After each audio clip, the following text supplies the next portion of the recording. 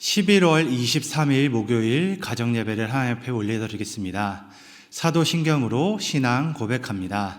나는 전능하신 아버지 하나님 전지의 창조주를 믿습니다. 나는 그의 유일하신 아들 우리 주 예수 그리스도를 믿습니다.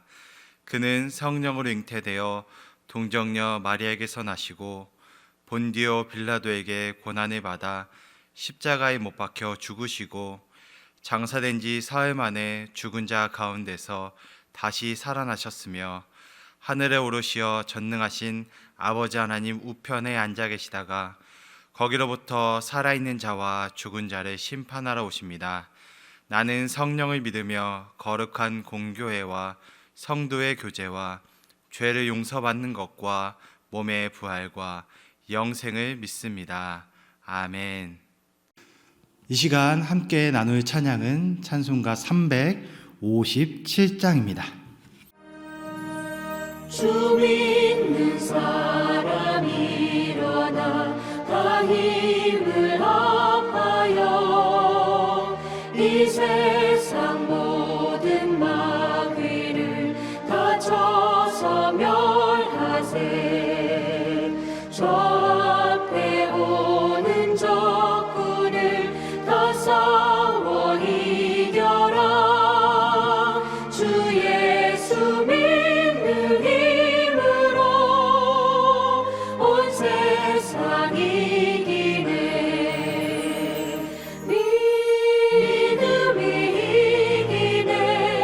믿음이 이기네. 주 예수를 믿음이 온 세상 이기네.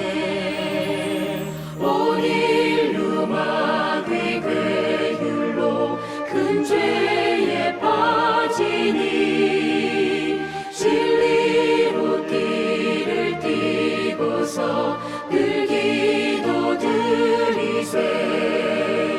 참 믿고 의지하면서 겁 없이 나갈 때 주 예수 믿는 힘으로 온 세상 이기네.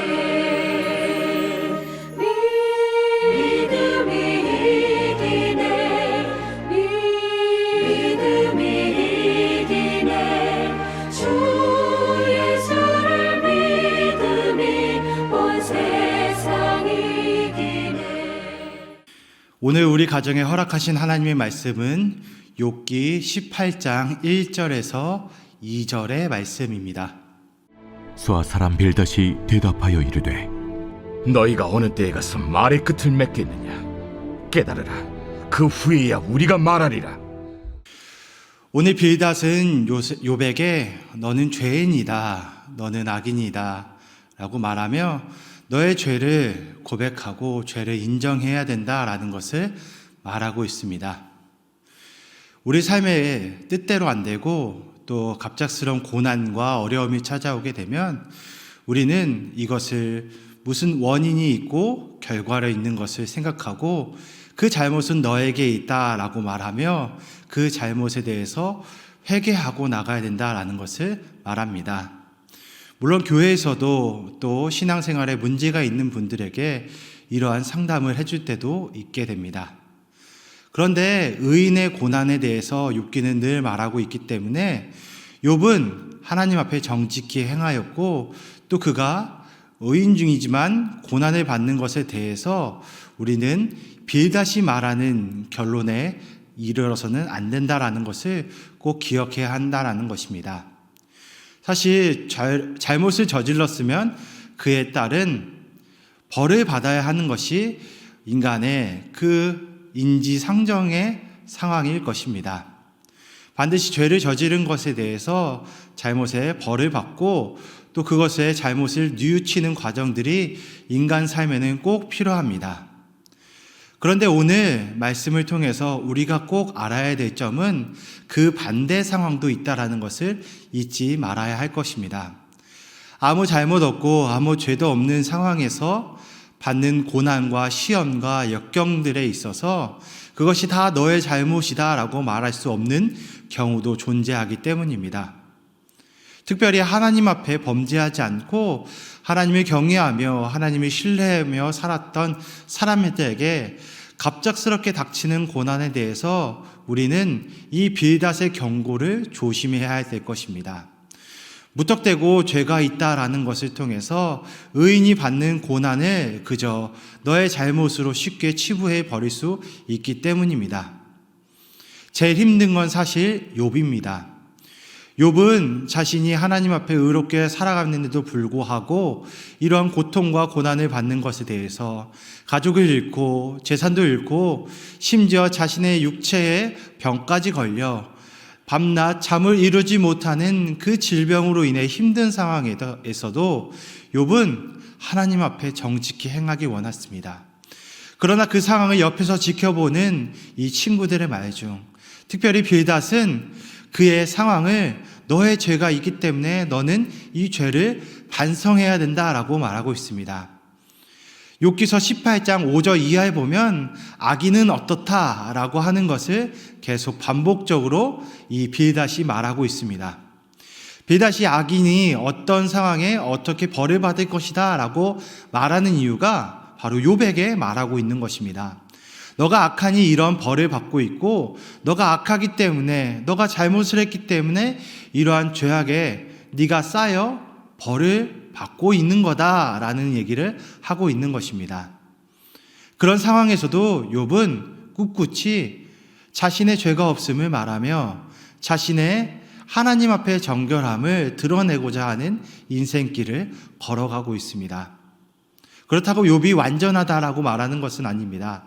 하지만 욥이 하나님께서 주신 명령을 또 하나님의 그 계획과 뜻을 정말 잘 신실히 이행하고 있었기에 욥의 이런 고난은 그가 받는 이 고난은 결국 자신의 죄로 인한 것이 아닌 의인도 고난을 받을 수 있는 하나님의 상황에 어떻게 믿음의 사람이 대처하고 반응해야 되는지 말하고 있는 것입니다.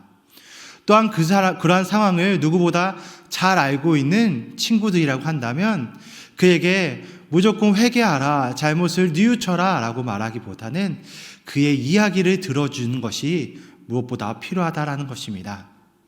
의인의 고난은 참 힘듭니다.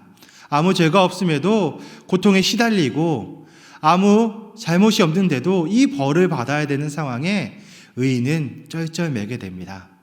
하지만 그때 주변 친구들은 그를 위로하며 그의 말을 들어주며 그런 상황 속에서도 어떻게 하나님의 뜻이 나에게 비춰지는지 같이 생각해야 될 것입니다. 이것이 욥기서가 주는 하나님의 지혜이자 하나님의 음성이다라는 것입니다. 결국 인과응보의 모든 상황들이 인간사에 다 대입될 수 없습니다. 인과응보가 편해 보이고 쉬워 보이고 합리적으로 보이지만 결코 하나님 나라에 있어서는 그것을 초월한 믿음의 세계가 있다는 것을 우리가 꼭 깨달아야 할 것입니다. 오늘 이 친구들의 응답에 욥이 흔들리지 않고 하나님을 향한 굳건한 신앙을 가진 것처럼 우리도 욥을 향한 하나님의 그 계획과 뜻을 발견하고 또 굳건한 신앙으로 나가길 원합니다.